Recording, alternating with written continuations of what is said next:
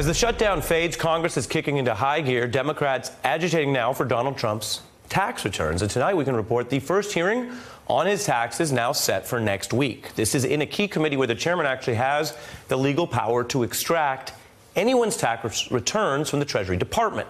Now, this battle could go all the way to the Supreme Court. Another Dem chairman threatening to subpoena Trump's Homeland Security Secretary if she won't testify by the end of the month. Another planning to grill Trump's acting attorney general on any potentially secret talks about Mueller. And another, Elijah Cummings, who's of course been leading the charge on Michael Cohen's testimony, now investigating who got security clearances in the Trump White House and why, including probing the situation around Michael Flynn, who famously got his clearance despite those suspicions and a later indictment, as well as Jared Kushner. I'm joined now by Congressman Ro Khanna, who sits on the Oversight Committee as well as the Budget Committee. Thanks for being here. What do you see as important about these investigations? What would Americans stand to learn? Well, Ari, thanks for having me on. It's about transparency. The president's tax returns are needed to see if there are conflicts of interest. And this goes back to the 1920s. This is not a technical law. We passed this law to give Congress the authority after the Teapot Dome scandal when Harding's administration was engaged in bribery. And Congress couldn't get the tax returns of these people who were committing fraud. And that's why we passed these laws. You have something similar going on now. The administration is passing massive tax cuts. And we need to know what the conflicts of interest are. I hear you talking about conflicts and about getting people the information. And I wonder if you think that some of the emphasis on the crimes, some of them proven, and all of the intrigue around the Mueller probe is distracted from, I guess, what you're saying and what some Democrats are arguing would be important for oversight, which is that far lower than the criminal standard, there's a bunch of other stuff that might be technically legal, but isn't necessarily good for the public interest. Absolutely. What we're talking about is not just the crimes. I mean, that Bob Mueller is doing, he's indicted, as you know, 34 people, and he can figure out the criminal investigation. But Congress has an oversight function. You have an administration that has provided massive tax cuts to corporations and businesses. The American public has a right to know what the financial interests are of the people who are passing those policies. We have a right, frankly, to have the tax returns of Howard Schultz when he's going to run for president, or anyone running for president. That's the oversight of the United States Congress.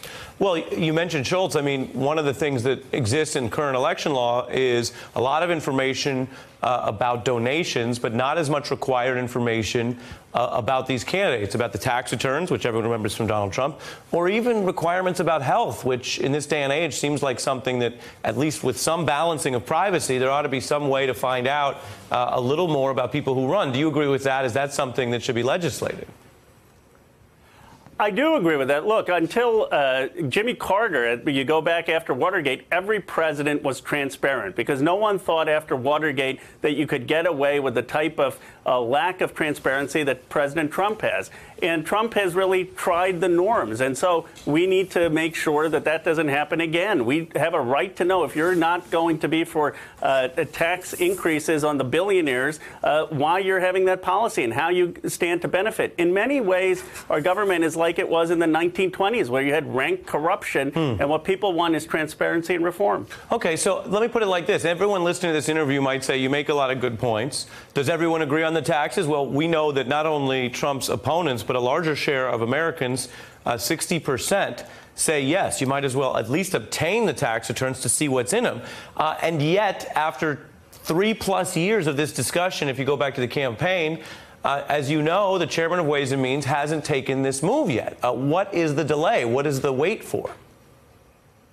I think he should take the move. I don't think we need to establish legal precedent. All the precedent is there. We passed this law 100 years ago. It was to deal with corruption. And here's the thing. This is not a right or left issue. The issue is of reform. People are sick of the conflicts of interest. They want transparency. They want to know that when you're taking positions that it's in the public interest. But what I'm pressing you on is if what you're saying is true, why hasn't it happened yet? Because it doesn't take a House vote. He can just, the chairman can just send the request. You're absolutely right. And I'm part of the Progressive Caucus, and we've sent the chairman a letter saying, do it, make the request. I mean, I agree with you. I don't think we should be dragging our feet. And, of course, I respect the chairman. It's his decision, and I believe he should do it. Interesting. So you think it's going to take more public pressure, though, to maybe get that action? I think we don't need to be as cautious in this. I think most Americans are with us. Look, having impeachment hearings, others, that's a much different matter, and we need to wait for Mueller's report. But on taxes, I don't see why we're waiting. I think we should be making that request. Understood. And I just wanted to press you on that nuance, make sure I understand where you're coming from.